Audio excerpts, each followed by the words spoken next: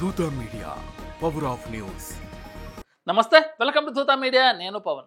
Hyderabad metro రైలు project నిర్వహణ విషయంలో L&T సంస్థ తెలంగాణ ప్రభుత్వం మధ్య ఉద్రిక్తలు పెరుగుతున్నాయి. ఈ ప్రాజెక్టు నుంచి తప్పుకునేందుకు 6,000 నుంచి 6,600 కోట్ల నష్టాలను చెల్లించాలని ఎల్ఎన్టీ ఇటీవల కేంద్ర గృహ నిర్మాణ పట్టణ వ్యవహారాల శాఖ మరియు తెలంగాణ ప్రభుత్వానికి లేఖ రాసినట్టు సమాచారం. గత కొన్నేళ్లుగా నష్టాల గురించి పదే పదే చెప్తున్న ప్రభుత్వం నుంచి ఆర్థిక సాయం అందలేదని ఎల్ఎన్టీ ఆవేదన వ్యక్తం చేస్తుంది. ఈ నేపథ్యంలో ప్రభుత్వం కూడా ఈ ప్రతిపాదనపై తీవ్రంగా ఆలోచిస్తున్నట్టు విశ్వసనీయ వర్గాల ద్వారా సమాచారం అందుతుంది. హైదరాబాద్ మెట్రో రైలు ప్రాజెక్టు దేశంలోని పబ్లిక్ ప్రైవేట్ భాగస్వామ్య మోడల్లో నిర్మితమైన తొలి మెట్రోగా ప్రత్యేకతను సంతరించుకుంది. 2017లో ప్రారంభమైన ఈ ప్రాజెక్టు 16,375 కోట్లతో మొదలైనప్పటికీ భూసేకరణ ఆలస్యం, మార్గాల మార్పు, యూటిలిటీ షిఫ్టింగ్ వంటి అనేక సవాళ్ల కారణంగా ఖర్చులు 20,000 కోట్లకు పైగా పెరిగాయి. 2017లో ఎల్ఎన్టీ 3,756 కోట్ల ఖర్చు భరించాలని కోరగా 2020 నాటికి ఈ మొత్తం 5,000 కోట్లకు చేరింది. కోవిడ్-19 మహమ్మారి సమయంలో 169 రోజుల పాటు మెట్రో సేవలు నిలిచిపోవడం, ఆ తర్వాత వర్క్ ఫ్రం హోం, రవాణా ధోరణుల మార్పు కారణంగా ప్రయాణికుల సంఖ్య తగ్గడంతో నష్టాలు మరింత పెరిగాయి. ఎల్ఎన్టీ మెట్రో రైలు వార్షిక నివేదిక ప్రకారం 2024-25 ఆర్థిక సంవత్సరంలో ఆదాయం 1,108.54 కోట్లకు పడిపోయి గత ఏడాదితో పోలిస్తే 21% తగ్గింది. నష్టం 625.88 కోట్లకు చేరింది.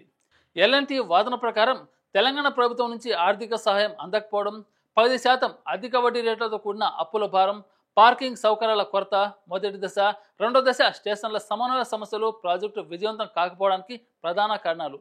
ప్రభుత్వ వర్గాలు మాత్రం ఎల్ఎన్టీ ఆస్తులను సరిగ్గా నిర్వహించడంలో విఫలమైందని, మెజార్టీ స్టేషన్లలో పార్కింగ్ సౌకర్యాలు ఏర్పాటు చేయలేదని ఆరోపిస్తున్నాయి. ఈ సమస్యలు ప్రయాణికుల సంఖ్యను ప్రభావితం చేసి ఆదాయాన్ని తగ్గించాయని అధికారులు విశ్లేషిస్తున్నారు.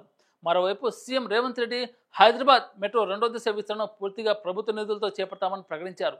24,269 కోట్ల అంచనా వ్యయంతో 76 కిలోమీటర్ల మేర విస్తరణ కోసం Japan international cooperation agency, Asia development bank వంటి అంతర్జాతీయ సంస్థల నుంచి 11,693 కోట్ల నిధులు సమీకరించే ప్రణాళికలో ఉన్నారు. ఈ నేపథ్యంలో మొదటి దశ బాధ్యతలను కూడా ప్రభుత్వమే స్వీకరించడం పెద్ద సవాలు కాదని భావిస్తున్నట్టు తెలుస్తుంది. ఎల్ఎన్టీ తమ 90% వాటాను కేంద్ర లేదా రాష్ట్ర ప్రభుత్వానికి అమ్మాలని, ఒక స్పెషల్ పర్పస్ వెహికల్ ద్వారా బాధ్యతలు అప్పగించాలని ప్రతిపాదించింది.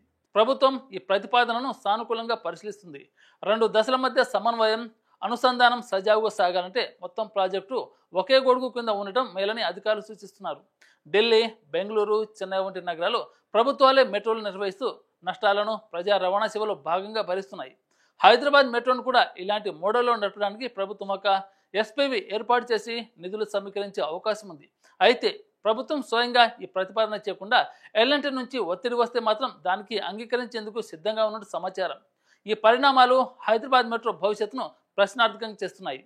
ప్రస్తుతం రోజుకు సగటున 4.5 లక్షల మంది ప్రయాణికులు మెట్రో సేవలు వినియోగిస్తున్నారు. కానీ ఆశించిన స్థాయిలో ఆదాయం రాకపోవడం, నిర్వహణ ఖర్చులు పెరగడం వంటి సమస్యలు కొనసాగుతున్నాయి. ఎల్ఎన్టీ వైదొలిగితే ప్రభుత్వం పూర్తి బాధ్యత తీసుకోవడం ద్వారా ప్రాజెక్టు స్థిరత్వం, సమన్వయం మెరుగుపడే అవకాశం ఉందని నిపుణులు అభిప్రాయపడుతున్నారు. ఈ విషయంలో ప్రభుత్వం తీసుకునే తదుపరి నిర్ణయం రాష్ట్ర రాజకీయ, ఆర్థిక వాతావరణంపై గణనీయమైన ప్రభావం చూపనుంది. For more updates please subscribe Dootha media.